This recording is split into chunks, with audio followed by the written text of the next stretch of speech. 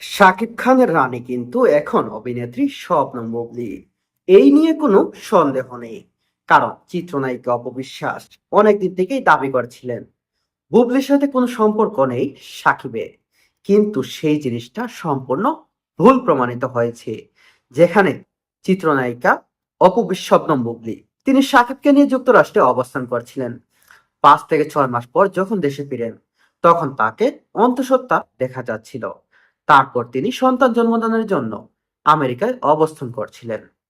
বিষয়টিকে অনেকেই অনেক নজরে নিয়েছিলেন, কিন্তু সম্পূর্ণ অপবিশ্বাসকে ভুল প্রমাণিত করে তিনি উচিত জবাব দিয়েছেন। তিনি দেখিয়ে দিয়েছেন তিনি শাকিব খানের লিগ্যাল স্ত্রী এবং শাকিবের সাথে তিনি সংসার করছেন এবং সাকিবের বাসায় রীতিমতো যাতায়াত করছেন, সাকিবের সাথে থাকছেন, খাচ্ছেন, ঘুমাচ্ছেন। এটাই চিত্রনায়িকা শবনম বুবলী। কে কি বলল, কে কি না বলল, বিবাহ বন্ধনে তারা দুজনই আবদ্ধ আছেন এবং লিগ্যালিটি তারা হাজবেন্ড